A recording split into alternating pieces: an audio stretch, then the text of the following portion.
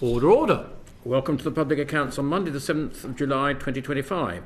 So as of March 2024, the Civil Service Pension Scheme had 1.7 million members and the total liability for future pension benefits of 189 billion. The Cabinet Office is responsible for scheme policy, and whilst MyCSP has administered the scheme since 2016, this scheme is an unfunded defined benefit scheme. And as the NAO report highlights, some members are not receiving the levels of customer service they deserve. Complaints are currently at a 9-year high, and it's increasingly difficult for members to speak to an advisor, leading to long waits that are not acceptable. Alongside the existing management of the civil service pension, there is also the challenge of implementing a remedy programme in response to the 2018 McLeod judgment, which found that the government's 2015 changes to public sector schemes were discriminatory based on age. So Capita is now set to administer the scheme from the end of this year, although they've already missed 3 key milestones during the transition period. So this matter will be clearly of interest to those in the room and beyond, as both employees of the National Audit Office and the House of Commons belong to this pension scheme. For clarity, I should note that members' parliamentary staff do not belong to this scheme and they have separate arrangements. So to help us with all of that, we're delighted to have this afternoon Kat Little, the Chief Operating of the Civil Service and Permanent Secretary of the Cabinet Office. She's got huge experience because she took up her role in 2024 and previously worked at HMT Treasury as Second Permanent Secretary. We also have with us, I think, for the first time, Muna. Is that how you pronounce Muna? Muna. Muna, straight as it says. Muna Rowe, who is the Pensions Deputy Director, Government People Group and Cabinet Office. Muna joined the Pensions team from the Cabinet Office in March 2019. And you're a first timer, I think, Muna. Well, we're very welcome to this committee. We also have with us Fiona Ryland, who is the Chief People Officer in Government in the Cabinet Office, and Fiona has worked in her current role since September 2022. And another first-timer, Duncan Watson, who is the CEO, EQ Retirement Solutions and MyCSP, before joining Equinti, which is run by, or 75% owned by Equinti, 10 years ago. And he spent 18 years at Aon Hewlett as Scheme and Corporate Advisor, and latterly as their Chief Operating Officer. So without any further ado, we're going to launch in and see how we can uncover what is going on and the reasons for it. It's all quite complicated, so we'll take it slowly. And to help us to start, Rachel Gilmore, please. Thank you, Chair. So this is a question for Kat Little and Duncan Watson. It's quite simple. Why are complaints at their highest level for 9 years? Thank you very much for the work that the NEO have undertaken. It's a really important part of our response to the issues we've got here. So very simply, there are 3 reasons why complaints have increased. Firstly, the complexity and the context within which we're operating. The Chair's already alluded to the McLeod remedy. That has significantly increased both the volume of inquiries and the complexity of the work which the scheme is handling on behalf of government. Secondly, volume and demand. So we've had an increase in the number of members in the scheme from 1.5 to 1.7 million, and demand has increased as well.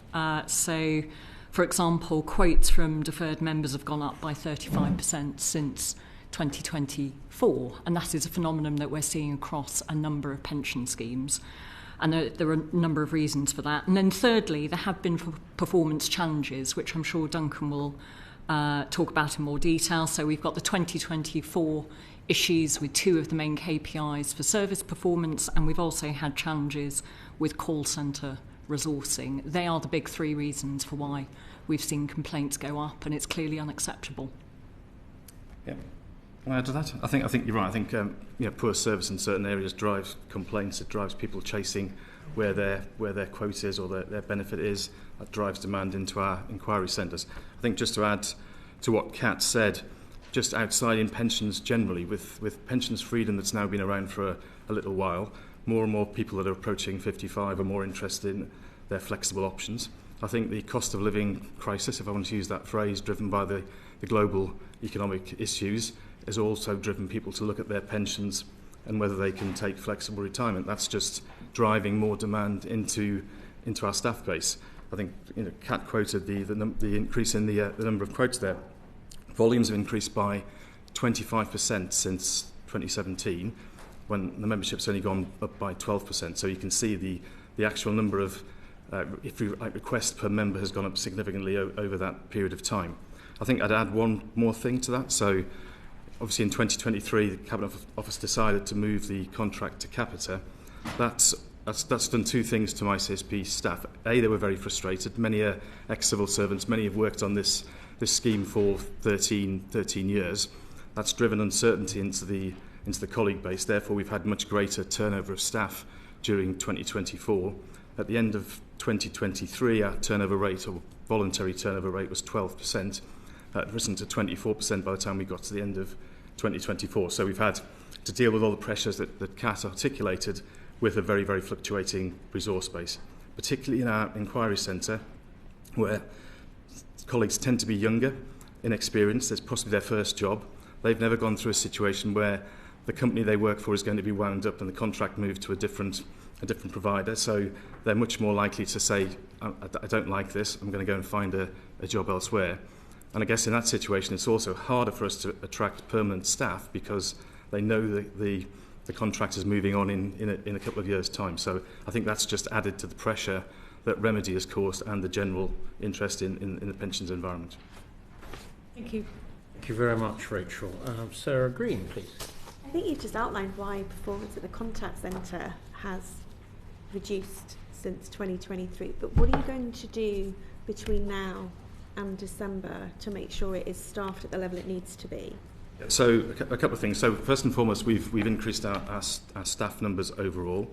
So as of March this year, let me just get my stats correct. As of March this year, we're at the highest staffing level in our core. So I guess MyCSP do many things. We're dealing with Remedy, we're dealing with the transition, but our core BAU services deal with the day-to-day... Business as usual. Business as usual. The day-to-day requests that members are asking for. So our staffing for our core services, including the inquiry centre, is the highest now in March, April 25, since October 23. So we have added to staff. Turnover is stabilised, so turnover is starting to come down. So since its peak at end of December 24, it's come down gradually and it's gone down again in June 25. That's partly because the transition to Capita is much clearer. We've started the TUPE process. So before that TUPE process starts, then our colleagues really are sort of guessing about what life's going to be like. They don't know what their benefits are going to be, and that drives individual uncertainty for them. So we're now firmly in that TUPE process. So staff are actually starting to understand what working for Capita is going to be like, which is reassuring. They understand more about the benefits that they're going to receive. So that's allowed turnover levels to drop. We've also introduced more automation into the business. So we put more automation in through the middle of last year. So that's meant faster turnaround of quotes. That meant we fixed some of the service levels that went badly wrong in 2024. That's driving less demand into the inquiry centre because I think over 65% of calls to the inquiry centre are people chasing where their quote is, or where their information is, and they call and call and call again because they're getting consistently frustrated. So once the service level stabilises and improves, there are less people calling to chase where their work is. You mentioned the TUPE process. So roughly what percentage of the team is transitioning? We've got I know exactly 326 are TUPEing. The balance of our colleague base we've brought in to deal with Remedy, because Remedy is a fixed project. It'll end and that won't be transferred to Capita in the main, and also to help with the transition to Capita, because it's not just a complicated transition for them, it's very complicated for our team as well, and there's a massive drain on our subject matter experts who know the scheme very, very well. They're trying to deal with Remedy, trying to deal with business as usual, and trying to help Capita with the transition. So we've brought in temporary staff to help backfill those staff. So our overall staffing levels are probably the most buoyant they've been for quite a period of time. But I think the main thing is that the workforce is settling down now. It's much more stable. Therefore, it's much easier to keep folk in place and attract temporary staff in. If I may, Chair, just ask Cat Little, what the Cabinet Office is doing to ensure that performance at the contact centre is improving? Well, the first thing to say is that we work really closely with MyCSP, and there's a very open, transparent relationship. It's a big risk for both of us, this transition, and we want to make sure it's done well. Duncan mentioned the additional resourcing that we put into the call centres. That's been done as a specific resource requirement, which we've set out as part of a contract variation with MyCSP. So we've stipulated the level of performance and the number of resources that we expect to be in that call centre. And then, of course, our usual KPIs are still extant, and I'm very pleased to say that MyCSP are currently meeting all of the KPIs, although, as I'm sure we'll get into, there are obviously points where performance hasn't been good enough and the KPIs have fallen short in the contract. But yes, so close working and open data, transparency, good risk management are the basis of how we're working together. Thank you, Chair.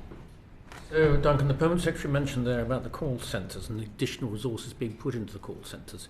You'll be aware of the written parliamentary question on the 19th of June 2025, asking you to set out the data on call centres. And if you look at that table, 7,497, 24%, that's nearly a quarter of all calls were abandoned between December 24 and May 25. That's pretty shocking, isn't it?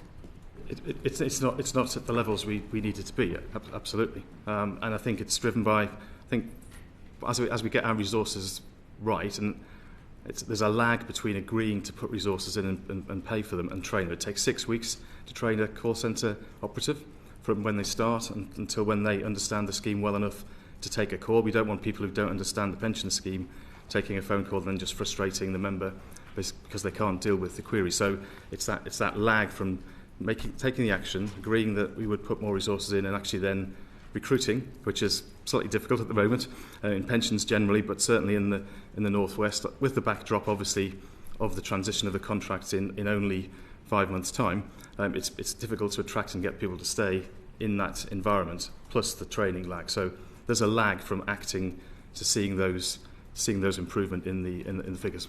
I understand all that, but can you give any hope this afternoon to people who may be watching these proceedings, thousands of them out there trying to get their up-to-date statement or their transfer value or whatever it is that they're trying to get? They can't get through on the phone, they're not getting their emails answered. Can you give any hope to those people when things are going to get better? So the underlying, so I think we're talking here about the I guess the wait times and the abandonment times. The underlying delivery of the service levels are all being met, so we haven't missed a key service level, which is the service level around issuing quotes, transfer values, etc.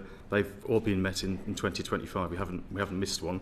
So that will also help because there'll be less demand for people calling in to chase what they've already got because we've met those service levels. So the same day, another parliamentary question was answered by the Minister at your Cabinet Office, Georgia Gold, and she said that currently the scheme administrator, MyCSP, has 52,748 ongoing work items awaiting processing or further information. That seems to me, I mean, I don't know how many items you get a day, but that still seems to be quite a big backlog. It sounds big, but our kind of our usual working backlog is between 30 and 40,000. So in that context, it's higher than we would normally have. But our usual influx we deal with over 600,000 items of work, as in transactions in any 1 year, plus general queries. So it's higher than it normally would be, but it's not as high as you might think just hearing the figures cold, if that makes sense. Yeah, 600,000 in 1 year and you've got 52,000 backlog. That's still quite a high percentage. That's a running backlog, so it's not all. Sorry, it's just to explain it. That's the running number of items that are to be allocated into the queue. There's items added every day, and there's items coming out every day. So it's not the aged backlog, if that makes sense. Thank you for that clarification, Chris Klein. Yeah, can I pick up on in your first answer? I think the reason for complaints being so high, you said because you've got high staff turnover and you're struggling to keep people there. But then in your second answer, you said but you've got the highest level of employment that you've ever had, and you're getting people in. There's a disconnect in my head about you seem to be losing staff and that's a problem, but then you seem to be getting staff quite easily as well? So- Why are you attractive to new staff, but you're not attractive to existing staff? We're attracted to new staff. New staff would tend to be temporary, so we're filling them, a lot of the staff temporarily. So those new staff are coming on a fixed contract. So we're adding the extra resource that's above our normal levels. Temporary staff or fixed-term contract staff don't mind coming to an organisation that's in transition. Hiring permanent staff is much more difficult. Last year, when we had the peak of the service issues through the middle of 2024 and into autumn 2024, it was increasingly difficult to hire permanent staff when we weren't in a TUPE consultation yet, and staff were saying, why would I join MyCSP when you've got 18 months left of your contract? So we've switched our resourcing model a little bit to mix to create a much higher temporary staff mix who are willing to come. But I think my figures there were comparing now, so recent months versus 2023. 2024 was the real turbulent year in terms of people leaving. And I think the other feature that is widespread in the pensions industry, it's harder and harder to find experienced pension administrators. An ageing skill set, and we haven't got enough new people coming into the industry. Therefore, if we have experienced people who leave the organisation, it's disproportionately affected the service because they're the experienced ones that can deal with the complicated cases and the ones that are getting caught in the middle of remedy and the transition and day-to-day work. So finding good staff who we can train quickly has been a challenge. We're finding that because the workforce has settled down, we're seeing less people leave, therefore less need to top up, if that makes sense. Within the temporary staff that you're bringing in, and I think you said it was 6 weeks to train somebody up at a call centre to answer the questions, are you finding that the temporary staff, by the time you get them trained up, they're providing a good level of service? I would expect the complaints to start going down if you have a well-trained worker, regardless of whether they're temporary or not. Or are you finding this perhaps a cultural problem that comes in when you've got temporary staff who know they're only there for 6 months? Are we going to see a short-term reduction in complaints? You all see that transiency in call centres. I think that's the environment. Folk think they can cope with it, then join and can't. Where we're trying to supplement experienced temporary staff, so we're using specialist pensions agencies that can find staff who've got pensions knowledge. They're there to try and supplement the actual work that's being done, therefore driving down complaints because the work is being done on time. So that's the source of driving down call times and driving down complaints is to get the core work delivered in line with service standards, because then it's reducing the number of members that feel the need to phone and complain. And last one from each on this, what are you doing to ensure that a quicker way to ensure a good level of service is not to let people leave or to incentivise them to stay? That incentivisation to stay can be more money at one level, but it can also be a better working environment. So what are you doing to ensure that your work practices are not driving people out the door quicker, regardless of whether there's only 6 months left in the contract? Three answers to that question. One, as I say, the work environment has generally settled down because the colleagues can now see what the future looks like. So there's generally a strong hope that Capita will provide a good work environment, and therefore people are now more willing to stay and see what that looks like rather than leave early and take a risk somewhere else. We've also got a retention scheme that we've put in place. So we've put a retention scheme in place to target those key individuals who we absolutely need to maintain service, help deliver remedy, help deliver the transition through 2025, but also they're the people that Capita are going to need to run the service as well, because these are the people that understand the scheme. And I think, as you're all aware, it's mentioned in the NEO report, colleagues have a 75% ownership stake in the company. So we pay an annual dividend based on profits of the company. We'll pay a dividend to those people that remain employed the day before the contract transfers to Capita. So the closer we get to that date, the least likely someone is going to leave, because if they leave, their final dividend is reduced, I think, by about 80%. So the closer we get to that date, it is far less financially sensible for any colleague who's been at MyCSP for a period of time to leave. Thank you, Chair. Just to be absolutely clear, Duncan, if I may, new people you recruit now will still be entitled to the full dividend. I think there's a cut-off period. I think it's 6 months, so we're getting close to that point where new people who join very close to the transition won't be entitled to it. People who've who've got that entitled service will get two dividends, an annual dividend, so that's paid out of the annual profits.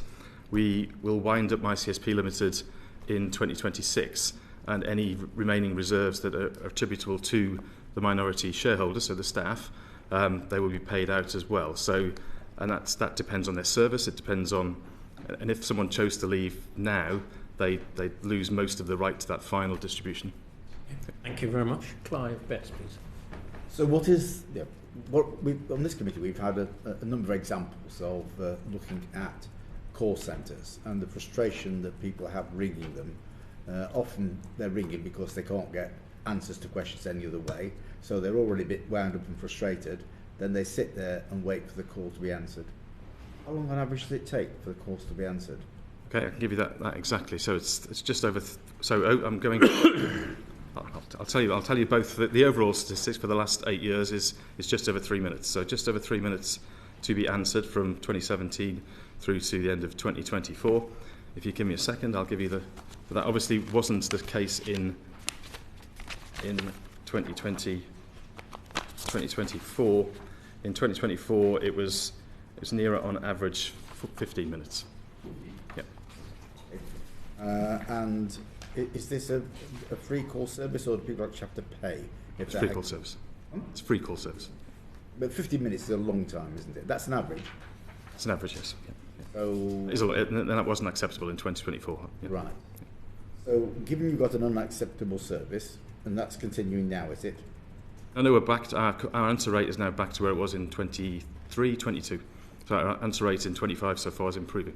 It's back to where it was. The answer rate is back to where it was in 23. 3 minutes.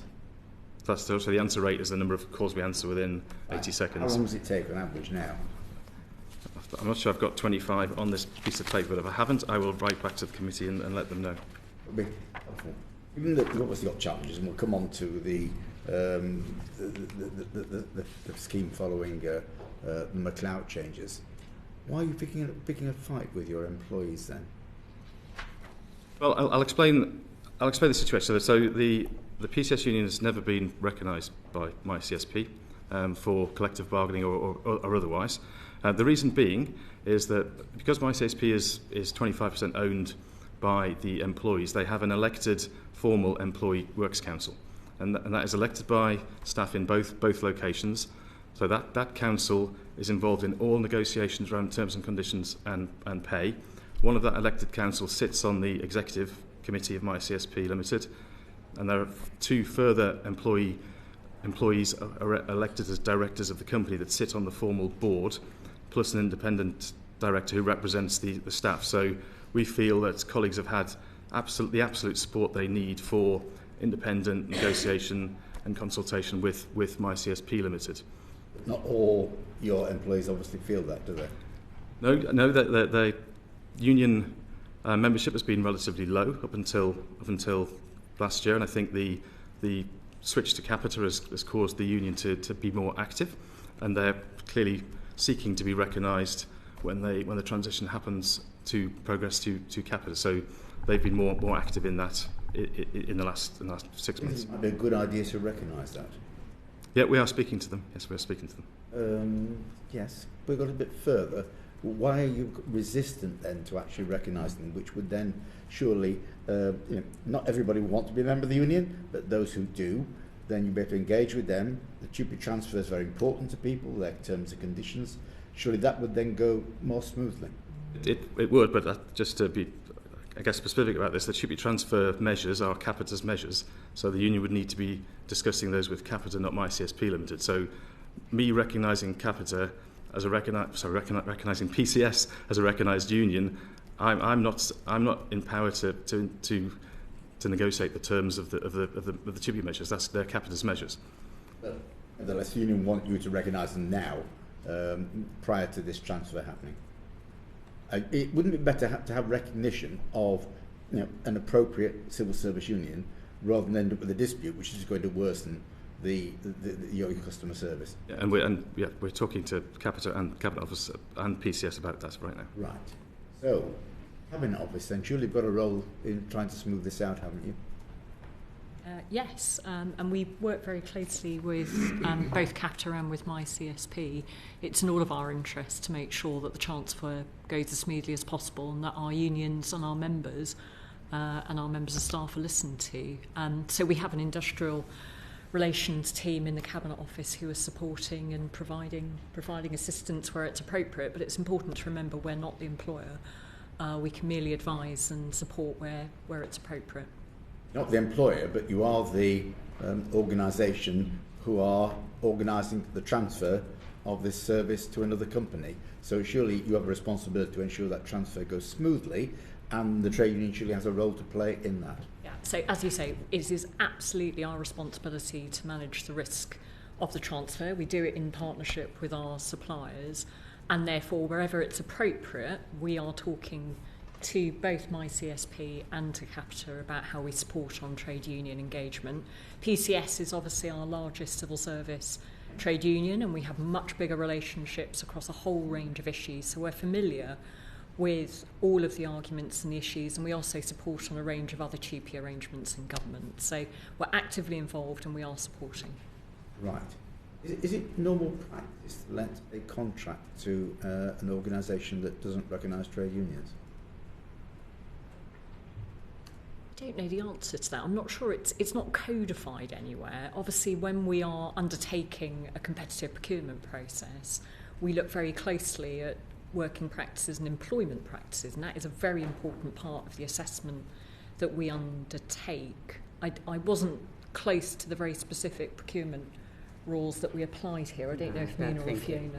I don't think it comes up with regards to that specifically. Trying to understand which union a supplier represents. There are a number of criteria that we look for around social value and the likes, but I don't recall the specific question of do you recognise it? It may well be assumed in there, but it didn't come up, and we didn't have to consider. I'm sort of probing now. I mean, obviously this was some time ago. This particular contract was let, but going forward, here and now, as things stand, when we go out to tender for any future contracts, is there an assumption that trade unions would be recognised? Is there a requirement that trade unions should be recognised? Isn't that sort of government policy?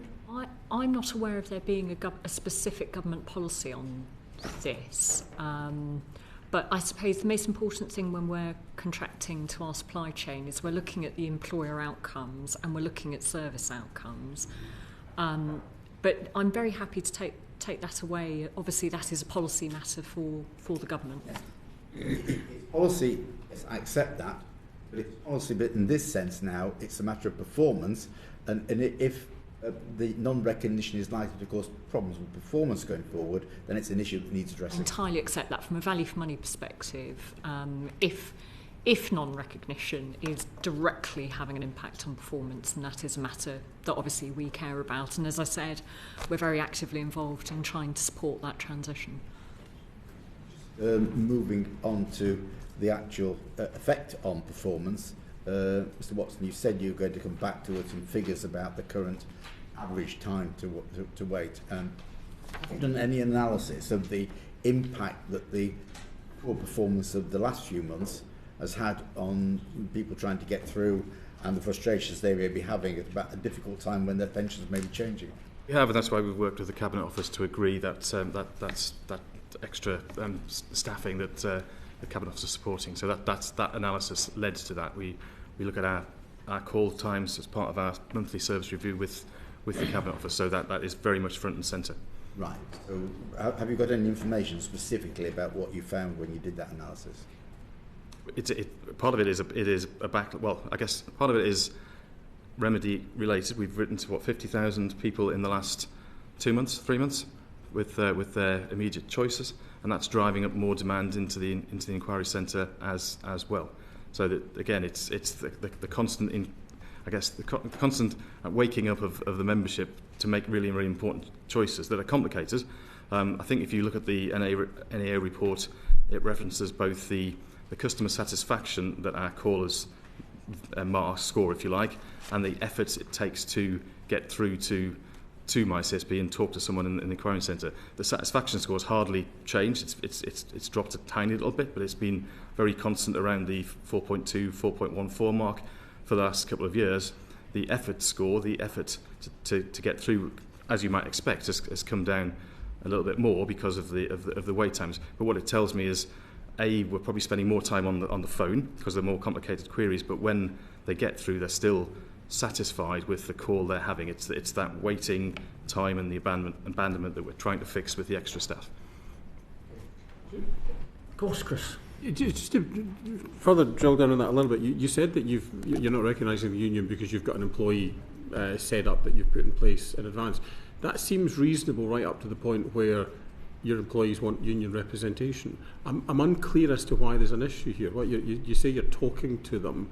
Is that talking to them and you're expecting recognition to come shortly? You're talking to them, you're not expecting. I'm unclear as to why you would think, whenever anyone wants that union representation, that's just not a given. You should look at it. And I suppose the question also to Kat is, in that situation where you have a union saying, no, we need representation now, why you think it's okay to say, well, we're not the employers, that's not for us. And if the answer is you can't do anything at that, then it goes back to tying it all together.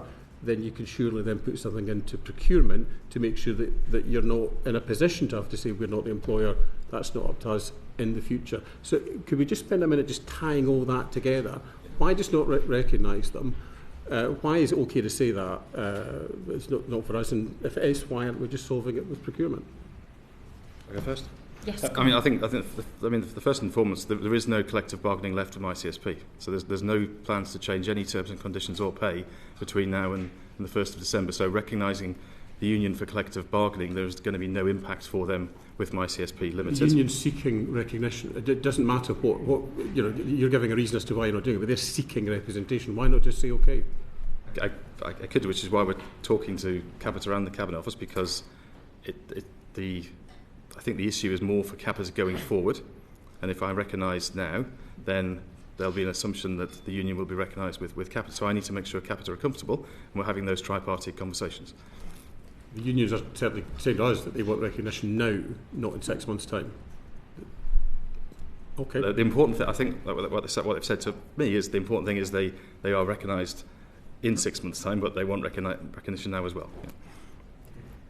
If I might just add to that, my understanding is that under TUPE, no single body involved here can unilaterally decide to recognise the union just because of where we are in the TUPE phasing. So it's just a fact that the Cabinet Office isn't the employer, so we can't unilaterally take the action to recognise a union. It needs to be undertaken as a partnership, as part of the transition, is my understanding. I'm conscious, Fiona, you're an expert in this. Yeah, no, and as been said, it wasn't a contractual requirement for Capita to recognise that. So we're supporting and encouraging Capita to recognise PCS, but that is absolutely a decision for them to take. And just on your point about whether it's okay for me to say it's not, it's just a matter of fact, and I believe law, that we can't unilaterally recognise a union where I'm not directly the employer of staff. That's my understanding of to be fair, if I wasn't clear, it wasn't me saying why can't you unilaterally do it, it's why can't you strongly suggest that this is something that might be worth doing, or are you strongly suggesting that? Yeah. So obviously we recognise as an employer a range of unions, including PCS. We see huge value from working with our trade unions on employment matters. So we would always strongly encourage people that we work with in our supply chain to have that sort of relationship. Thank you. Fiona, just to try and knock us on the head, I assume that Capita do recognise PCS. I'm not sure whether in other contracts they recognise PCS. If they do, it seems to me that the argument here is that some members of the Civil Service Pension Scheme want union recognition to make sure that their TUPE terms are as good as they could be. If Capita recognised PCS unions, potential new employees wanting to TUPE over from MyCSP would join PCS Union as Capita employees and make sure they are represented. Yeah, I'm just not sure whether Capita recognise PCS. So you could give us the answer to that question would be really, really helpful. Yeah. So Duncan, why did so few scheme members receive their first pension payments and retirements quote on time in 2024? I think we've covered the perfect storm at the time. I think actually their first pension payments, that service level is split into two. So service level 51 is split into 51A and 51B. One is the payment of their first instalment, and the other is payment of the lump sum. And the contract, I think Muna can correct me if I'm wrong, stipulates the payment of the lump sum is made on the same day, the first day, as the payment of their first pension instalment. I think broadly we paid the first pension instalment on time. I think the graph that's in the NAA report is actually the lump sum payment graph rather than the first time. So they're separate service levels. So I think people were getting their first instalment but not getting their lump sum at the same time. What we endeavoured to do, and I think there's a comment in the report that says we couldn't check how long it was taking to make, or they didn't check to see how long it was actually making to take, but I think we endeavoured to get that lump sum to all members within the month of retirement. So we might not have hit the first day, but our instruction to our teams was to get that lump sum within the first month. Most pension schemes don't pay the lump sum on the first day with their pension instalment. It's slightly unusual for CSPS. It's a great service level in terms of for the members, but we endeavoured to get that out to them in the first month. So I don't think any members were waiting longer than that for that lump sum payment. So we received evidence. A particular person has been unable to access an accurate pension forecast from you, impacting their ability to be able to plan for the future. They say there's been no route or dialogue or complaint with MyCSP. So on the ground, some people have been severely impacted. What are you going to do for those people that have been severely impacted? Those people that have been impacted, if they have been financially impacted, and it's our fault, the complaint is upheld against MyCSP Limited, then we'll clearly look to compensate that individual for the inconvenience that we've caused. I mean, these are really serious issues, some of them. I mean, if you were in the middle of a divorce and you want to get a CETV and you're having to wait 9 months for it, that's impacting the whole divorce case. So, I mean, these sort of backlogs have been pretty serious for some people. Yeah, I think just to put in context how the service levels work, and again, I'll stand to be corrected by Muna. So for each service level, basically we have to hit 99.5% of cases within service level before to not breach the service level. So if there's 1,000 retirements processed in May, we've got to get 995 right to not breach the service level. So the fact that we're not breaching these service levels, and actually, one of the reasons that our team at MyCSP are really frustrated with genuinely frustrated with 2024. If you go back from 23 back to 17, so 7 years, we only missed 8 service levels in 7 years. We missed more in 24 than we did for that whole 8-year period. So they are very frustrated with themselves, with the cause it's having on certain individuals. But I think be reassured, the vast majority of cases are being processed within the service level, or we wouldn't miss the service level. We tend to hear about the ones that are causing most distress just by their nature. What went wrong in 2024? I think we've described the perfect storm of remedy, and I think again, I think civil service schemes should be proud with where they've got to with remedy. I work with many public sector schemes across my wider business, and the civil service pension scheme is by far and away head above the rest in terms of its progress made with remedy. What that meant was that we were, as I said, my phrase I used earlier, were waking up the membership to remedy, which is complicated. I'm a pension scheme actuary, and I struggle to understand some elements of, and we're expecting, pension scheme members to understand the choices they're going to have to make. And I think the general, interest caused by remedy in the public sector has led people to, even if they weren't affected, to call up and say, am I affected? So I think that sort of hit the early part of 2024. We were 3 months into the knowledge that we weren't going to keep the contracts for past 2025. So I think our staff our staff attrition, our staff nervousness at the time was at its height, as well as starting to deal with the transition. I think it was a perfect storm of three things hitting all at once.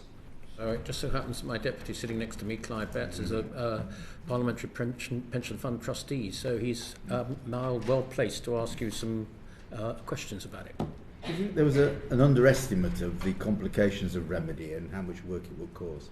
I think there was not just remedy itself, but I think when you try to apply remedy to the scheme information that you have, so many times the civil service scheme is quite complicated, and we're reliant on lots of information from the employer or the employers if individuals have moved around different departments.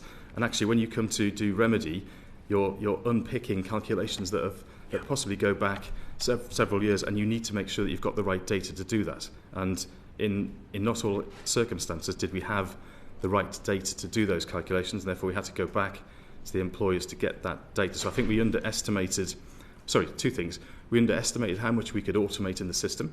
So we have automated, I think, about 50% of remedy calculations. That's helped.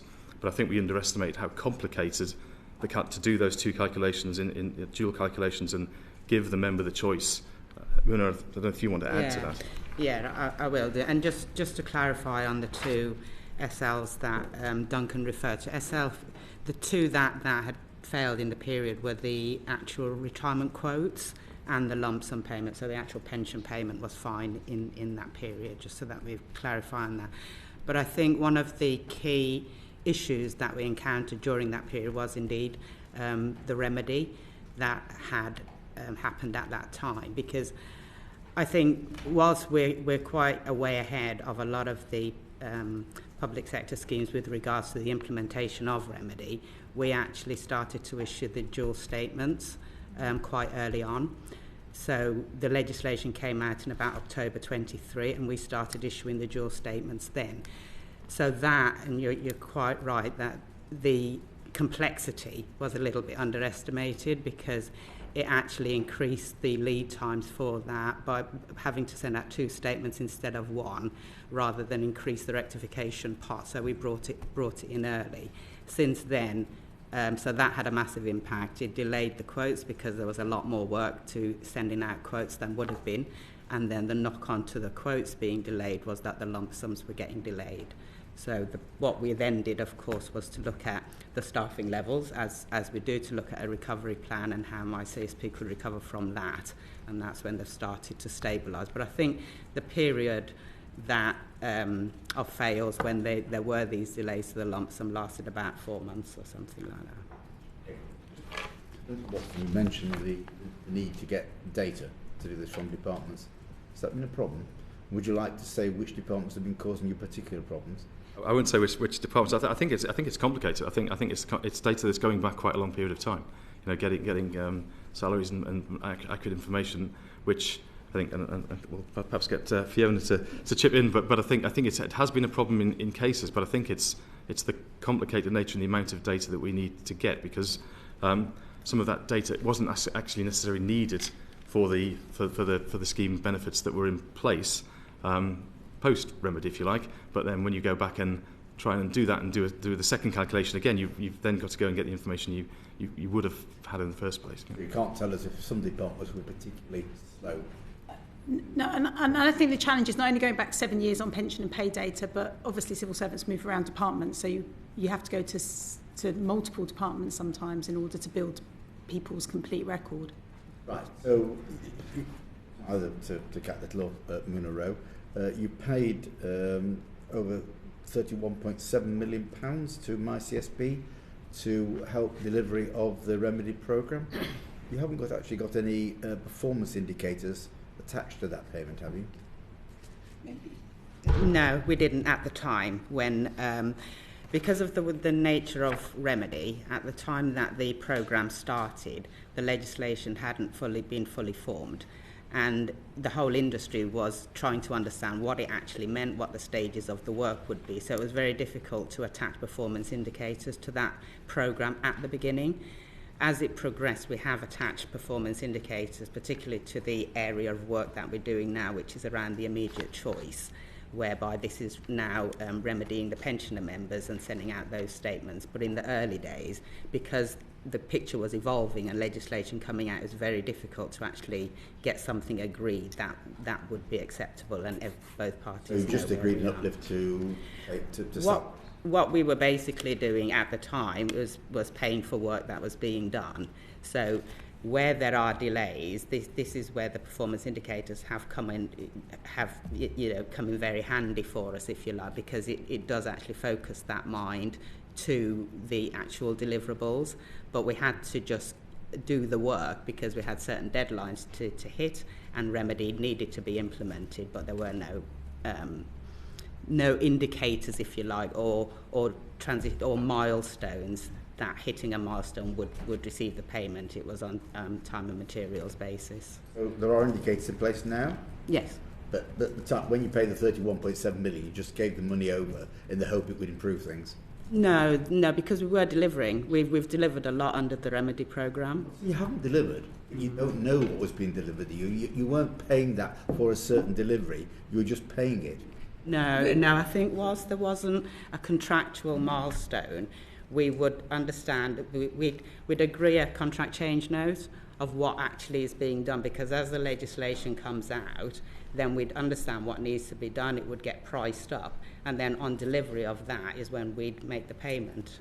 But the milestones, just what they've helped us to do is remove any slippage, because it just focuses.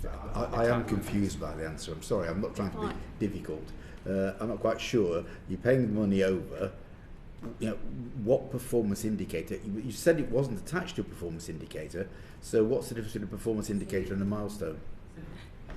Shall I just try and summarise my understanding here? So we didn't hand over 31.7 million at the start. It was done on a time and materials basis at the very start. So as MyCSP deployed staff to do work, so as soon as the remedy judgment came down, it was our obligation to comply with the law, and immediately MyCSP needed to deploy resources on it. So as those resources were stepped up, we made payments in line with the number of people that were now working on the remedy.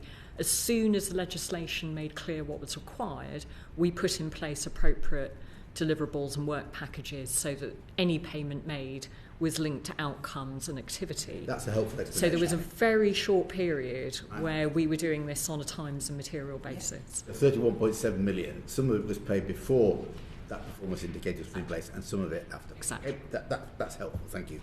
Just coming back to where we're up to now, because it is a big issue for people, it's their pensions. Some people who are already retired may have choices to make following McLeod. Other people who are about to be retired in the next few years will have the similar sorts of choices. Where are we up to now in having actually given the information, first of all, to people who are retired about what their choices are? We've sent out 51% of the retired population, 51% of the retired population have had their statements now. And I think the vast majority have written back to us. I haven't got the stats with me, Mr. Betts, but we can certainly get you the. It's about 35,000 have come back to us with their choice. That have actually had the choices presented to them. Yes, yeah. Okay. What about people in the group to be retired in the future? What percentage there? I haven't got that With regards to those retiring in the future, we've already got the process in place that anyone coming to retire as of October 23 gets the choice at the point of retirement, and that's ongoing. So you don't do that until the point of retirement? That's right. So you don't give people information in advance We for them do. to make a choice? Yeah, we send out statements so that everybody will know what their benefits they're building up, but in terms of making the choices, it's a deferred choice that they make, and that's at the point of retirement. Yeah, and that's built into our business as usual process, isn't it? Okay. So you can come back with information about, have you got a plan now about when everyone will receive the choice who's retired? I think it's partly what we're working through with Cabinet Office and with Capita as well, so that we can ensure a seamless handover to Capita when they take over. So, Do you want me to elaborate on that? yeah, or can say when it's likely to be finalised, because Yeah, obviously one person is still waiting out there, unhappy. Absolutely. Yeah, because of the changeover of the administration, MyCSP are currently doing what they're dealing with the 51,000 that have gone out and dealing with those returns as they come back.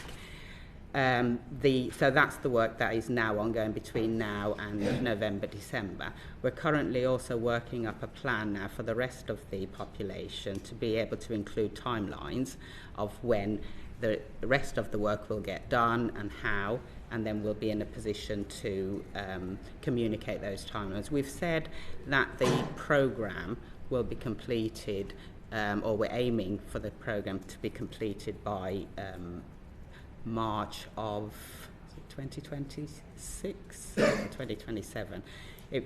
March of 2027. But what we need to do is break it down into the various cohorts or the programs of work so that we can, because as you said, individuals want to know when their particular case will be done. So far we're working at a project level, but we need to break that down once we get the plans from Capita. Won't know now for nearly 2 years.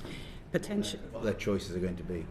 Yeah, some people won't have the choice implemented, but some will also start much sooner. What we don't know is who's going to be the next one soon enough. How do you decide who waits for 2 years and who gets an answer now? It depends on the data and how that plan is constructed. Because what we've actually done, we've dealt with the ones that the data has allowed for all of that to happen immediately. I know it's complicated. It is complicated. But I'm confused. So which data is driving the choices about who now gets the information and who doesn't? The members' data, because we need the data from the alternate scheme. What we're actually looking at is pensioner members who retired a number of years ago under a particular scheme, and now we have to look at their benefits under the alternate scheme. The data under the alternate scheme may not have been with the administrator because they didn't need to hold it. If they're looking at data required to administer legacy as opposed to alpha. So these are the things that we have to work through and the various complexities so that we can get as much done. Data's coming from where? Sometimes it's employer, sometimes it's just on members' records but held differently. So we just need to go through, because again it's historical, so not everything was digitised at the right time.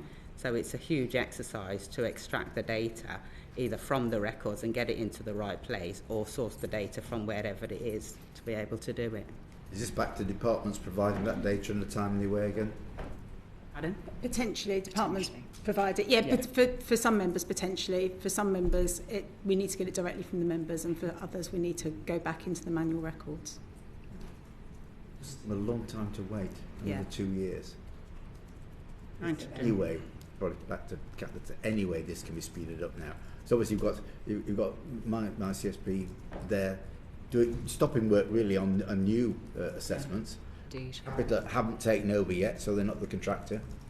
It's a bit of a limbo, isn't there? Well, this is exactly the biggest challenge that and it's not just us, it's not just the civil service pension scheme, it's all pension schemes that were affected by the McLeod judgment. And as the NEO report sets out, we're actually doing better than most schemes in gathering that data quickly and effectively. As Muni's just described, we have to get the data, and it's only when we've got the information that we're able to provide the deferred choice underpin information to members. That is an ongoing process that we are really, really grappling with, and it needs really dedicated, quite complex pensions expertise to do this and to do it well, because the last thing we want to do is to try and speed up this process unnecessarily too quickly, that then leads to more complexity in the call centre activity and the way in which we're then responding to complaints. So we would much rather do this in a phased, project managed way that has the right expertise, packaging it up over a period of time so that we can get this right first time. Can I just, I'm going to just sort of try and build on Clive's question, because this is very complicated. Congratulations to you, Duncan, because you were set a service level target of delivering 43% of these statements. You delivered 44%, which was 58,000 by the 25th of March 25. So you performed your part of the bargain. You've actually told us since then it's gone up from 44 to 51, so that's even better. I think the 51 was 1,000, sorry. Yeah. Well, it may have gone up since March, so that's what I'm suspecting you're doing. However, Kat, the NAO report at paragraph 2.19 says the Cabinet Office's current ambition is to close the remedy programme by June 25. So did that happen? With the remaining 56, well, if Duncan's figures is 51, it'll be 49, of immediate choice member yet to receive their RSS. I presume this is the people up to 2 years, through similar projects. The report says the Cabinet Office is currently considering its options to procure a provider to complete the outstanding work. So has that process even started yet? And if it has, I mean, I would echo Clive's request that if we can possibly speed this up for those that are waiting 2 years. 2 years to put your life on hold is quite a long time. Indeed. And I totally agree with that sentiment. That is exactly what we are doing. We are live negotiating and trying to finalise the work packages with a provider. So we're doing that as quickly as we can as part of the ongoing transition.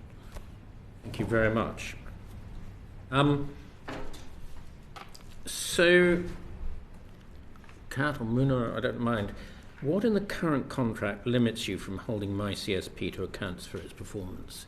I mean, we've got a lot of things in the NAO report where you've not been able to hold. Was it the weakness of the original contract? You set these golden CPIs, but there was no sanction for not meeting the golden CPI. You obviously recognised the contract was weak. You set the new criteria, but you had no means of enforcing them. Are the lessons really well and truly being learnt from that contract experience into the new Capita contract? Could I start off now? I might turn to Fiona to add to this. So I think there are 3 really big lessons learnt, and there's a theme of technology and automation running through all of this. So I think firstly, on greater commercial leverage, the way in which we set the original contract didn't actually give us the ability to lever financial penalties even when there were quite significant changes to service performance. That in itself has really hindered our ability to put in place some of the more extreme financial penalties that we would want to do. I think secondly, the KPIs themselves were actually quite narrow. And we talked earlier about resourcing levels. So there was nothing in the contract that said you must have a certain amount of resourcing within your call centre in order to maintain a certain level of service provision. And then thirdly, on the data integrity and assurance, and this is where I think technology particularly plays a part, it meant that we weren't able to get all of the live data in time to be able to assess performance. So there was probably one other lesson learned actually, which is our ability to adapt quickly to government policy changes. So none of us foresaw the McLeod remedy, of course. It wasn't quite a one-off. You'd hope those sort of massive changes don't happen too often.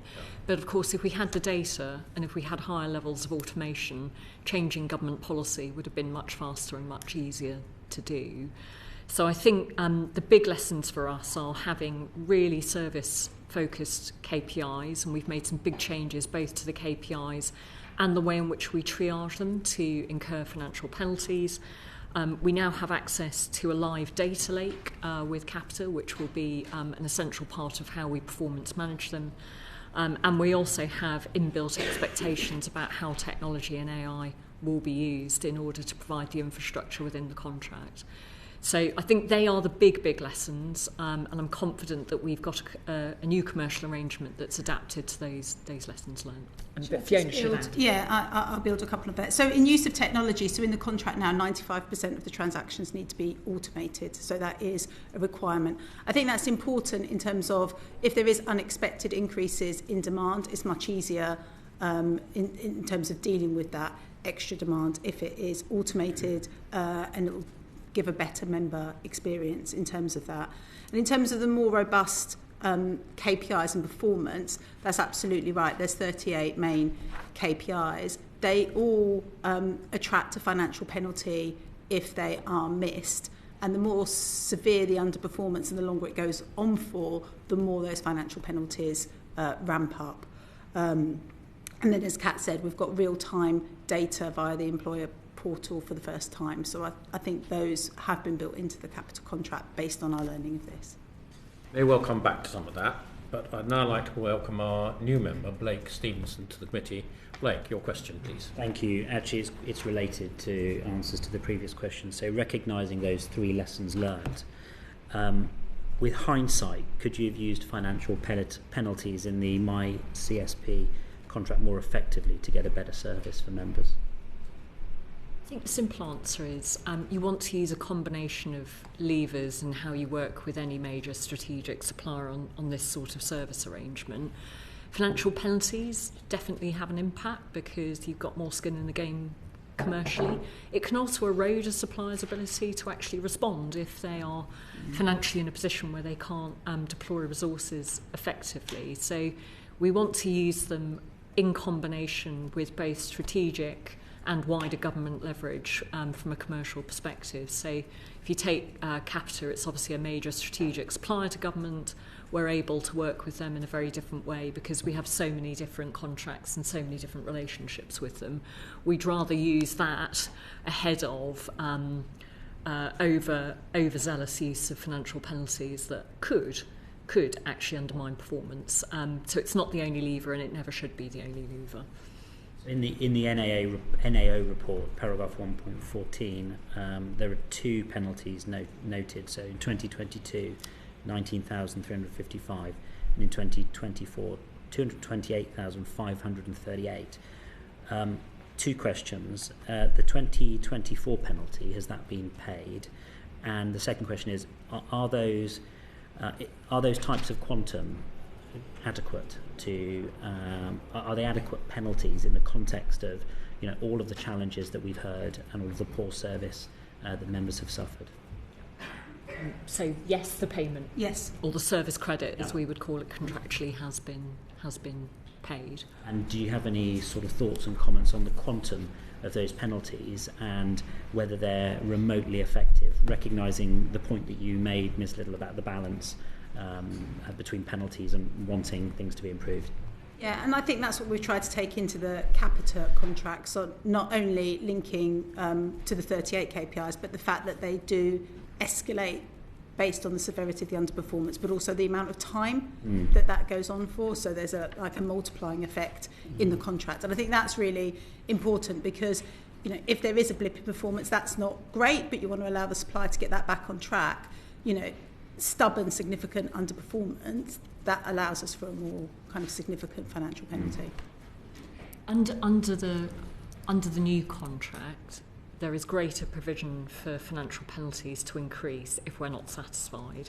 So if that same issue had happened under the new contract, we would have had more scope to apply further financial penalties if we thought that was appropriate. Okay. Thank you, Chair. Thank you very much, Blake. Nice to have you on the committee. Thank you. Rachel Gilmore, please. Thank you, Chair. How confident are you that there'll be a smooth transition when Capita take over in December, and that you can guarantee members that there'll be no disruption to the service? So that is the question at the moment, and it is something that we obviously take very, very seriously, given the level of risk and the importance of this service to our staff. It's probably worth just summarising where we are. So of the 12 transition milestones that we've got to the new contract, there are 8 that are currently due. Only one of those was delivered fully on time, and I should stress that each of these milestones has quite a range of different work packages that sit beneath them. So for the whole milestone to be achieved, you've got to have a huge amount of activity undertaken. So that probably belies how much work has actually happened. So, obviously we're disappointed that a number of those milestones were late. The main reason for that is I think Capita probably have underestimated some of the complexity of the transition, and the technology has taken longer to implement. In terms of what we can do about that, so we are working very, very closely with Capita on how we quickly get a new delivery plan with realistic dates in place. By the end of July, we will have a really much more realistic assessment to answer your question, if I'm candid, because obviously the fact that we are so behind on a number of these deliverables does give us quite significant cause for concern. We have got milestone payments in place, so if milestones aren't reached, then we are withholding transition payments, and we have quite a lot of leverage even after transition to Capita, to make sure that service levels have to be in place at the SLA requirements for 3 months after the transition, and if not, there are quite severe penalties. So we have built in a number of things to incentivise a smooth transition, but I think we're at a point where the risks are high, and there's a lot more work that we need to do to fully give you that confidence at this stage. Would you mind writing to us at the end of July just to give us an update? I'd be very happy to do so. And in more specific terms, have you got any contingency plans if Capita's IT systems aren't ready? And what are the consequences? Well, you might have more or less answered that. What are the consequences for Capita if this doesn't? So, but it's really the IT systems that we're most concerned about. Do you want me to cover that? And Muna may want to add to this as well. So we have got several contingency plans. One would involve a more gradual rollout of the Capita technology. And Capita will be focusing on the technology that makes the most difference to the member service to start with, but it could be that rather than all the technology being available for day one, there's a more gradual rollout in terms of that. There's other things that we are looking at that go beyond that, but we can share with the committee that are probably a little bit more commercially sensitive at this stage, but we have got some robust contingency plans. I think that would be very helpful, Fiona, if you would mark it, whatever you want, confidential or sensitive or whatever, but we would like to see that. That would be really helpful. Thank you. Thank you, Mr. Chair. That's me done. Of course. Yeah. Very happy. Yeah. And did you have any more questions you wanted to ask? I think that's me done. Right. I'm going to come in on the back of Rachel's question.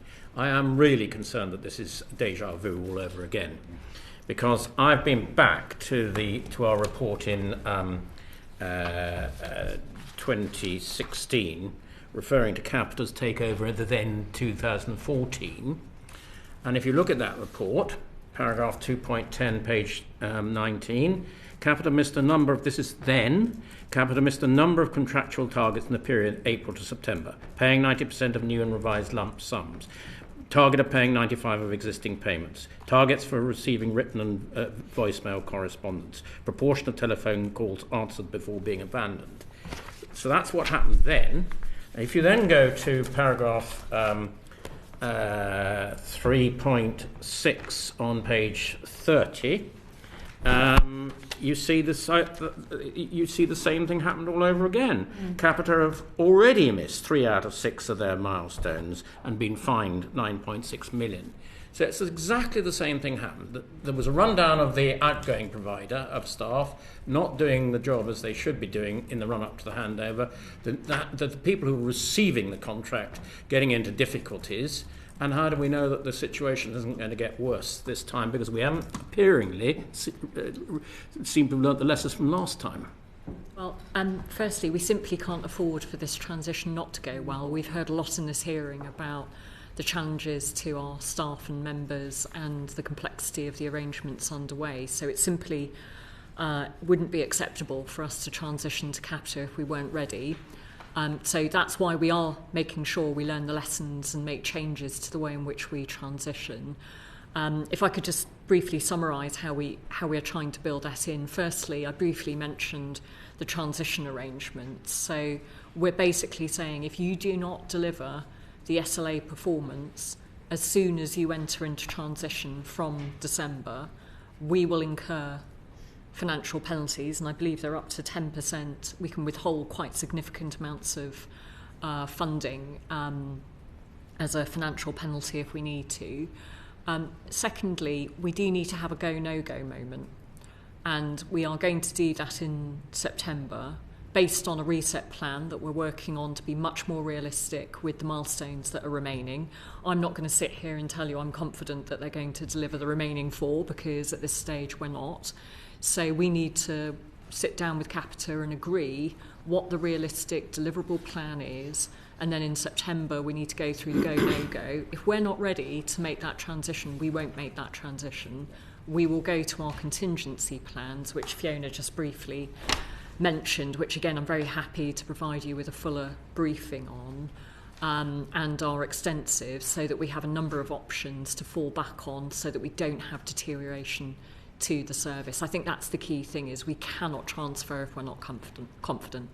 But I think if I were one of the 1.7 million scheme members sitting out there today, I would want to be absolutely certain that whatever happened, there would be continuity, and if I need a CTV or anything else during this transition period, I'm going to get it in a reasonable length of time. Can you give people any reassurance on that? Well, we will not transfer from the current arrangement if we're not ready or confident to do so. So, you know, at the worst case, the scheme will continue as it is today. In the best case, it will transfer and we'll get better technology in place and we'll gradually make some of the improvements that we need to make. So I'm very happy to commit to scheme members that we're going to do everything we can to maintain current service provision. That is critical. Very helpful. Thank you, Kat. And to sort of examine that a little further, Chris Kane, please.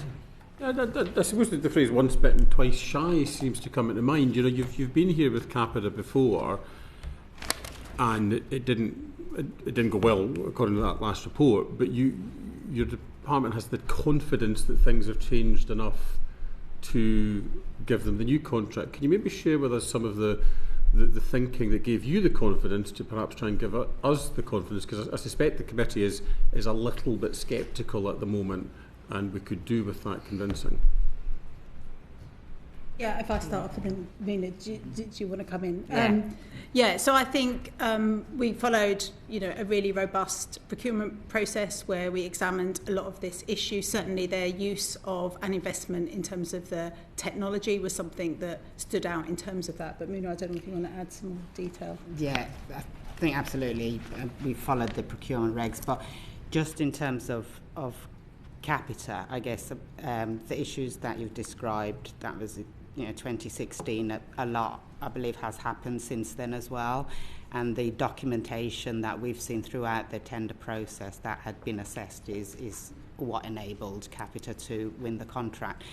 We have also got experience of Capita because they do administer another scheme that we manage, so we've already got a relationship with them and we understand how they're performing there. So whilst that report in 2016 wasn't good, we understand that Capita actually only actually did the pensioner payroll and the deferred payroll. A lot of the administration was actually done by in-house teams across various departments.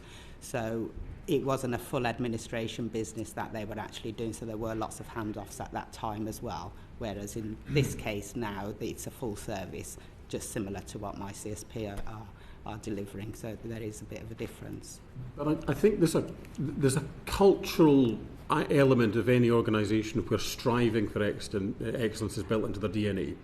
So whether they've got a small contract or a big contract, that striving for excellence should be evident to you and should give you pause if you've got evidence that they've not had it in the past. We've done a hearing recently on large infrastructure projects, but one of the key lessons was you need different skill sets at different parts of a contract. Now, if I was being uncharitable, I could say that a lot of companies have incredibly good skill sets at the contract, at the procurement stage, that then fall down at the delivery stage. So that sense of understanding that you've not just been presented with a phenomenally good procurement specialist giving you what you want, when you've had examples of the moving into the delivery phase hasn't worked. So how do you get the assurance of going from receiving a tender to delivery when you've got evidence that it hasn't always worked? Yeah.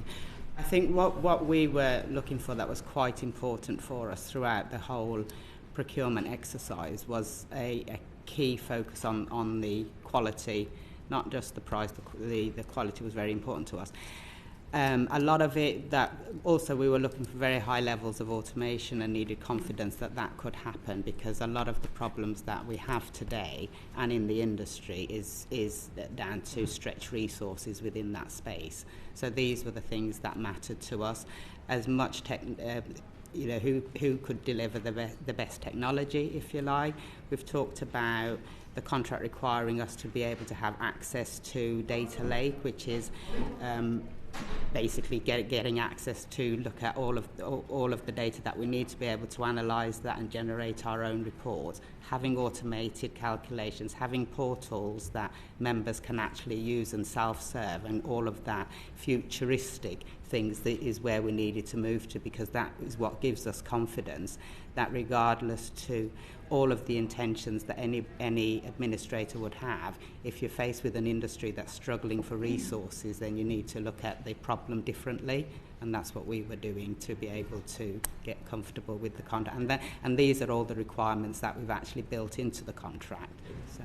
If I might add, Chair, if that's okay, I think to specifically answer your question, that there is a very well understood cycle of how we go from procurement to contract management oversight and into end of contract transition, and within our commercial functions that's obviously a big part of how we're taking forward professionalisation of contract management in government. So within the Cabinet Office we have a contract management team which is a reasonably significant size. It's around 60 FTE who oversee these outsourced pension scheme arrangements. As Mina alluded to, we also oversee the Royal Mail pension scheme, which is subcontracted to Capita as well. So it's the same team who is overseeing delivery and making sure that we've got the live data, we're responding actively, that we're sitting on the relationship boards, working very closely with these contractors to make sure that they're delivering what we have asked them to deliver. So I think we really do understand it. It's not to say that we're always trying to improve,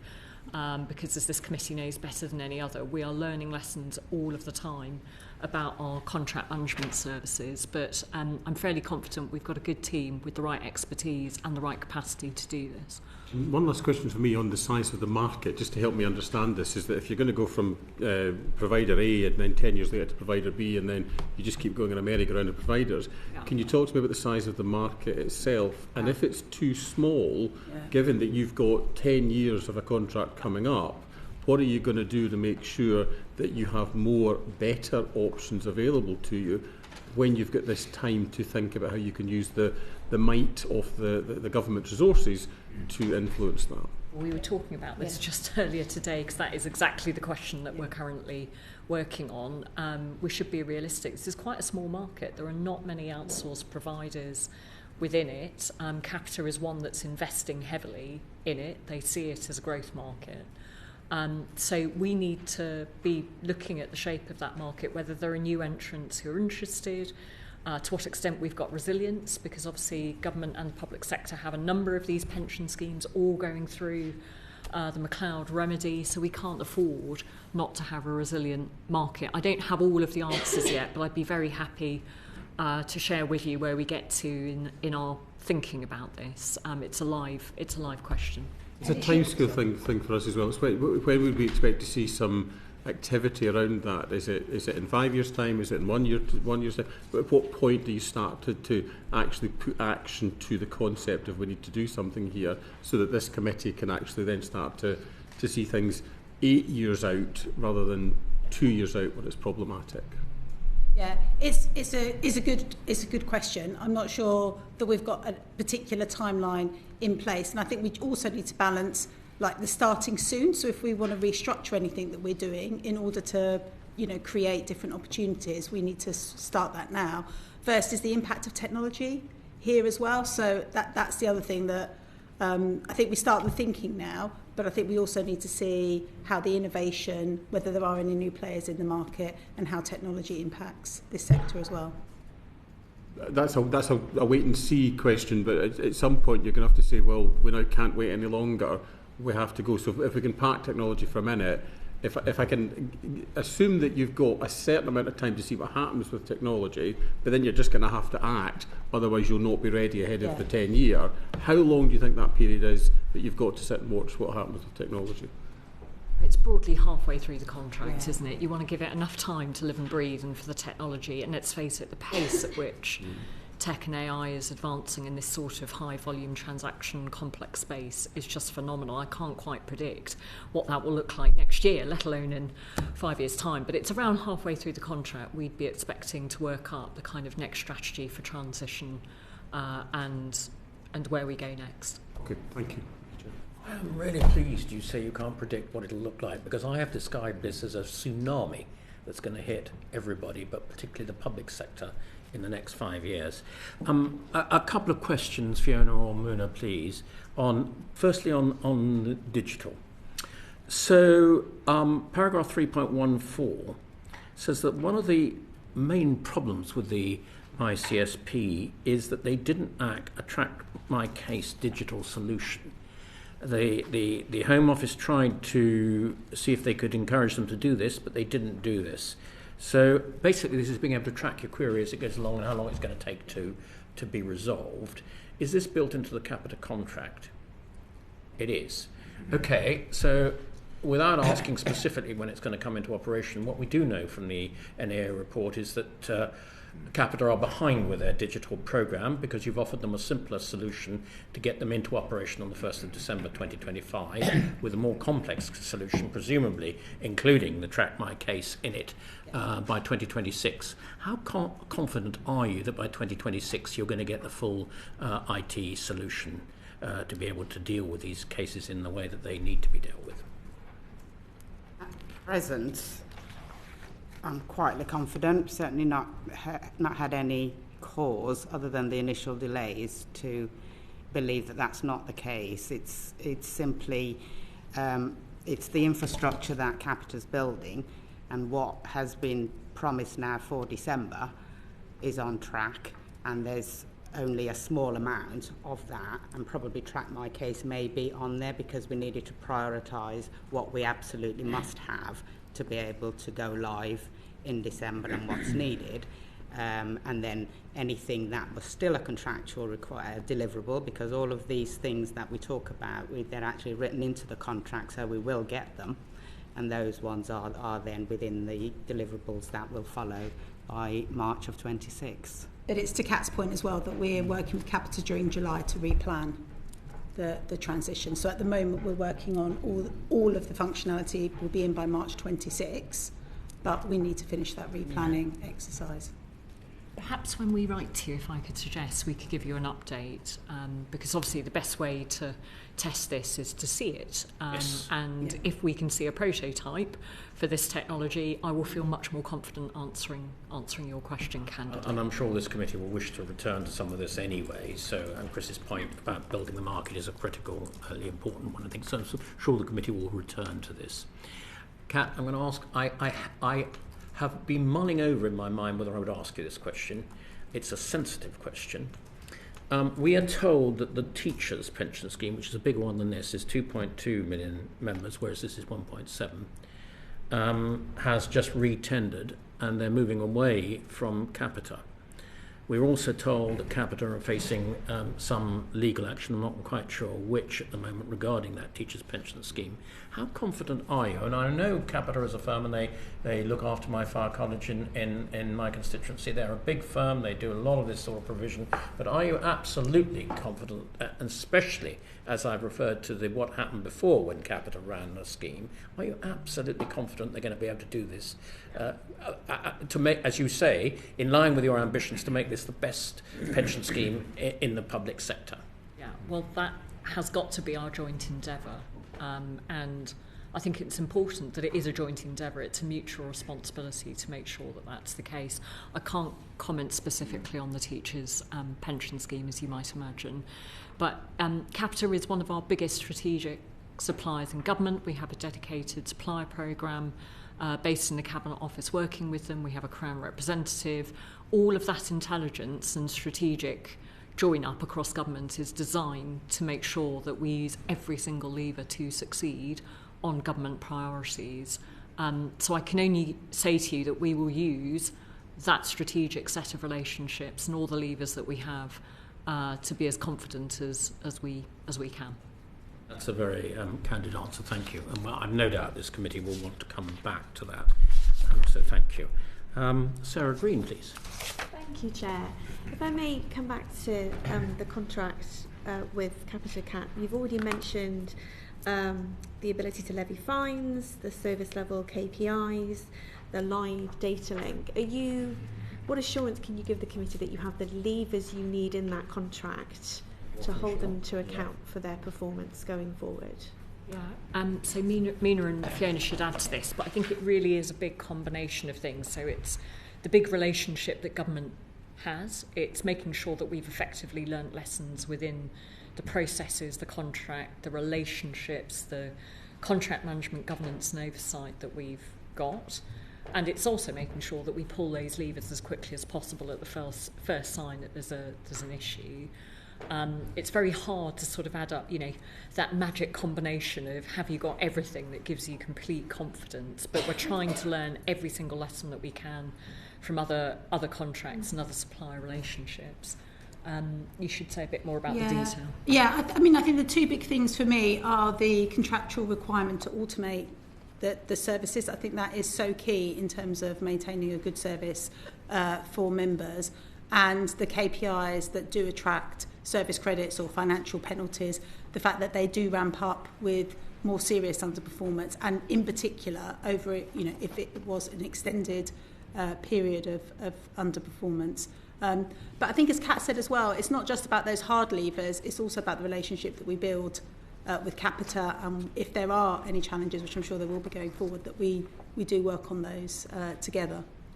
Earlier on you mentioned a triage, which I didn't quite follow. What is that? How does that work in practice, or how will that work in practice? And I think it was me that mentioned that. I was alluding to the 3 layers of severity. So each of those 38 KPIs has got a service level or a level of underperformance, which is minor, serious or severe.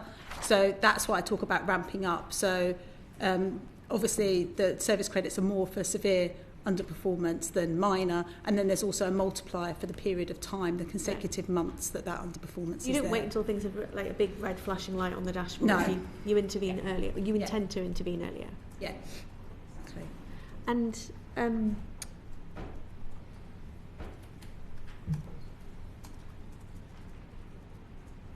I had a question around whether MyCSP have paid the fines that have been levied to them, and how that will work in practice going forward for Capita.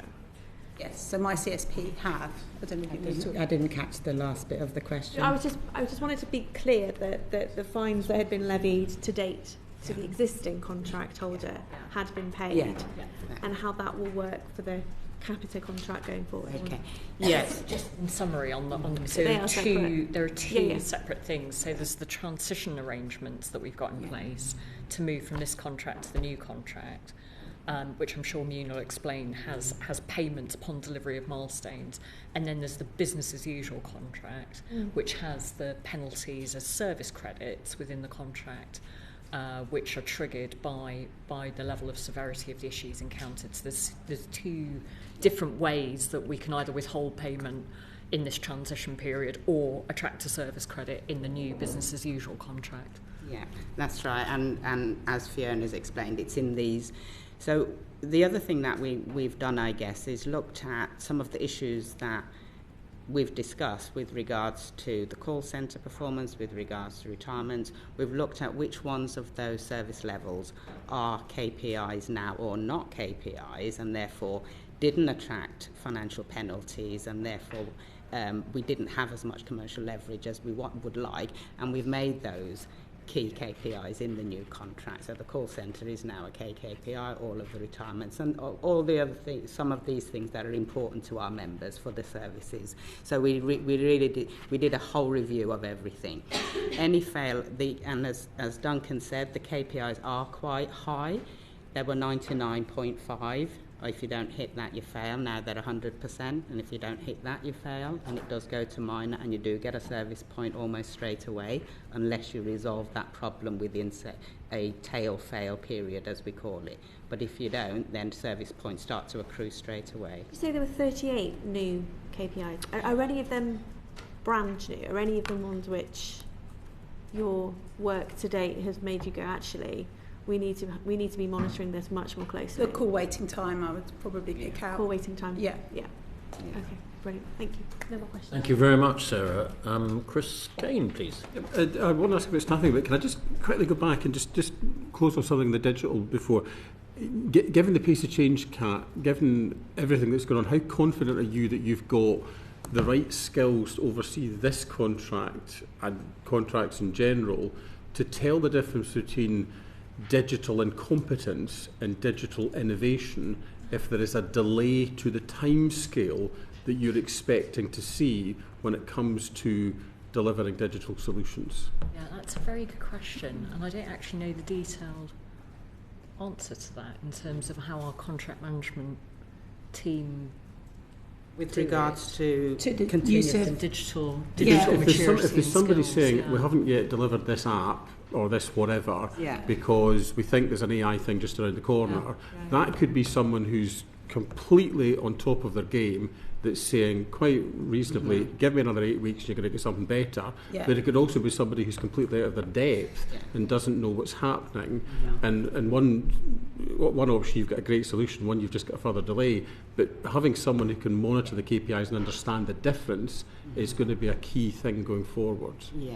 Yeah, absolutely. And I think one of the fortunate elements of where we are in terms of managing this contract is that we've got a number of really skilled people around us. So we link in very, very closely with Cabinet Office Digital. There's also a requirement for them to be comfortable with anything that is happening within our contracts, and they sign these off. So as part of our governance forums going forward, when we're monitoring the contract and looking at the innovation forum and the continuous improvement plans that Capita are bringing alongside with what is being proposed, then we'll be engaging those specialist skills to be able to form those assessments as well. So, Mona, sorry to interrupt, Chris. Will you be setting them milestones that we can see whether they're meeting certain criteria by a certain stage?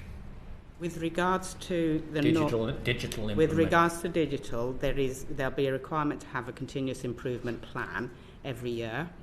That will need to be signed off by us, and it's through that we will then be, as if we decide to go with something, then it would be good practice for us to be building in. Will that continuous improvement plan be in the public domain or not? Will the information be in the public domain? I'd have to come back to you on that. I mean, you're being helpful, Mona, don't get me wrong. I think, Kat, if we could include in our note to the committee exactly how this analysis of digital improvement, so it is so critical for the reasons that Chris has so succinctly put across, to the whole success of this project, this digital, it really is. Of course, be very happy to. Thank you. Okay, I was going to ask a question about staffing. It's in the NAO report, paragraph 310. The contract with MyCSP does not specify a minimum staffing level, and MyCSP has struggled to maintain sufficient staffing levels since the decision to award the contract to Capita. Now, Cabinet Office, the contract with Capita specifies that there should be sufficient resources to deliver services at all times. But Capita has profiled its expected resourcing levels over the lifetime of the contract, and in year one expects to need 332 staff, which is 33 fewer than MyCSP's core staffing level for January. So to Kat and Fiona, what assurance can you give us that Capital is going to deliver a better service for members than MyCSP, despite planning for fewer staff in the first year? Yeah, I think that's a recognition of the amount of automation and technology that will be deployed in the Capita contract. So we'll need to look at that as part of the reset plan. So if some of that technology is delayed, then we will need to see a replanned resource level. And I think the important thing here is that we measure the outcomes that Capita achieve. So things like the call waiting times, things being sent out in a timely way, accuracy, as a way of measuring their performance. But that resource plan is a reflection of the amount of technology and automation that will be implemented in the new contract. And what did you do to test Capita's assumption that it could do this with less people based on automation and technology? Yeah, that was all picked up as part of the Fiona's absolutely right. Those numbers was Capita's assessment of what weight they would need, assuming they would hit the automation targets that we set them, 95% of all transactions being automated, and that these were the plans that they came up with, understanding the lead times and how they do the extra 5%. As Fiona mentioned, now that we know that not all of the calculations are going to be automated at Go Live, that is part of what we're doing with Capita now, reprofiling the resources to say, if you're not going to hit 95% and you're going to hit 85%, for instance, you need more resources then to do some more of this work, and that's part of what we're going through now.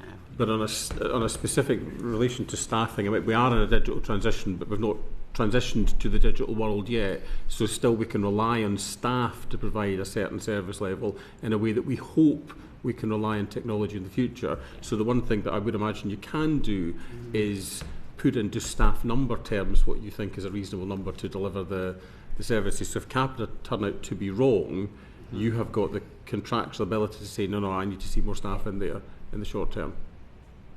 Okay, thank you. I would be worried if I were you sitting there, knowing that you already allowed Capita to have a simplified digital contract when they come in to start in December this year. They're starting on a premises of reduced staff. Inevitably, there's going to be more manual processes until the digital is fully up to speed. It sounds like not a great way to start. Yeah, I mean, part of it, when we talk about manual, all of the calculations will be ready to, what we're talking about is the fully automated workflow rather than automated calculations. All of the pro formas, the specifications, the testing will all be done with regards to the calculation. There's never an occasion where we're talking about a manual calculation, but it's that actual built into the workflow, it's the end-to-end. So that's what gives us some comfort that actually what we're talking about is not skilled resources to come in and be able to do the calculations, is to feed them through the workflow. So exactly. It's not the calculation that's the difficult bit, it's the actual workflow, and particularly the difficult cases. So I would be concerned about that, and I just ask you to think about that.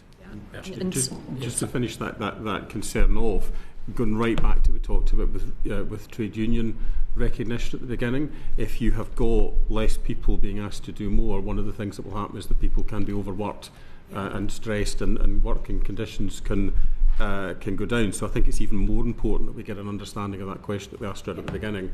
Are Capita going to have union recognition here in the right way, and will that be something that you will be alive to the possibilities that if they can't do automation, they can try and overwork staff, and that's something we want to avoid at all costs.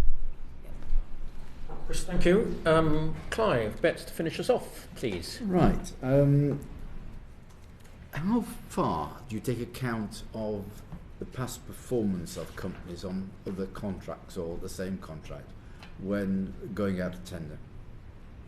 We do. It is part of the procurement process, especially if there is a similar contract or one which is analogous to the contract that we're letting. It's part of the procurement background checks that we undertake. So when I look at Capita's past performance, do I see success all over the place that you were looked at before you decided to put them on the tender list for this contract? I think with regards to some of the very large firms that we're talking about, Capita PLC, we would have looked at both Capita as a PLC but also Capita's pensions business, and understand if there is something that we need to dig into further and investigate further, then we'd be looking for further evidence but there's a threshold that needs to be met for any bidders to be able to get through each stage. I think all I can say is it was absolutely part of the procurement process at both global and local business level, and that would have been taken into account in the way in which we undertook the scoring. I'd need to check how much commercial detail we can give you about the assessment retrospectively, if that's okay, before we provide any more It detail. would be helpful to have some, because currently, as I understand it, Capita are involved in a legal action because of their failures on the teachers' pension scheme, where they haven't been giving people transfer values, or it's been a real struggle to get them, which is obviously causing quite a lot of personal distress to some people there. As I said to the chair, I think I can't comment specifically on that matter, but obviously the timing of when this procurement was undertaken, I'm not sure how that coincides with the issues that are currently being experienced in the teachers' pension scheme. But I'm very much committed to going away and seeing what I can do to answer those questions within the bounds of commercial confidentiality. Well, aside from the legal action, though, the actual numbers of people waiting for the transfer values has been around for some time, as I understand it. So that information should have been available at the time you went out to tender on this contract, shouldn't it? If the timing coincided, yes. So I'll need to go back and well, I think we'll need to go back and check. Have an answer, because of course it just looks as though a firm fails and it goes someone to another contract and fails, and then eventually they're appointed again, as though there isn't any penalty for failure. Just add to that a little bit, but not giving away any confidentialities, but just in terms of the timelines that you referred to. If we were, which I'm not sure we were, aware of any delays with CETVs at the time, then the timeline and the circumstances of those delays, if it was around relating to factors and suspended CETVs across government, then everybody would have had that. So I guess it's with the passage of time and how it's recovered is what we would not have been aware of, because at the time it would have been quite current rather than significantly delayed at the time we were going out to tender. It would be helpful to have that information about what was going on with Capita, what you, the teachers' pension, what you knew about it, and how far you took it into account. Right. Happy to do that. It may be, Kat, that we should follow other examples. We've had one recently the other day of a confidential briefing with another department about something that was very sensitive, and it was and this committee so far has never leaked. So I think it is a mechanism that can be useful and could reassure members of the committee. I think that would be helpful to talk about it rather than to have quite complicated correspondence. Yes, no, I agree. You've already indicated that you are having a look at the market, the availability of providers of these complicated services. Except, what consideration did you give to actually bringing the work in-house? It is always a consideration when we do the business case appraisal for these sort of investment decisions. So we'll always look at insourcing. It tends to be generally more expensive because of the transition costs, the transfer arrangements, the on-costs of joining into the civil service. Not always, but it's always a consideration that we take into account. There are transfer costs going to another private company, aren't there? So what's the difference? Sorry, I was giving examples, yes. They're not specifics. But the most important thing is we would always look at insourcing as an option when we're letting a contract of this scale. Right. And you just look at cost or necessarily? It would be it would be much more than cost, obviously. It would be service performance, government ability to control priorities, a whole range of factors in line with value for money and government priorities. When was the last time you did a procurement exercise where you recommended bringing it back in-house? We've done that quite a lot recently. I mean, we've obviously done that within in MOJ. We've done it with the community rehabilitation companies. That when we outsourced probation, we brought it back in. That was a major insourcing. We've just done it with AWE at the Ministry of Defence.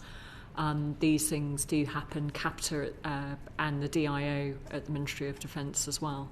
So it does happen, probably more often than you might appreciate. And obviously railways, we have one example of that coming in-house with, I think, the South Eastern Rail franchise recently. It's very interesting. Okay. Any further questions from colleagues? Well, I think it remains for me to thank our witnesses for attending the committee today. I think it's been a very interesting session. I think there are still some things we would like to be to examine further, but we've been over the whole scene today. So thank you all very much for coming today. An uncorrected transcript of this hearing will be published on the committee's website in the coming days. The committee will consider carefully the evidence that you provided and will be producing a report with no doubt with recommendations in due course.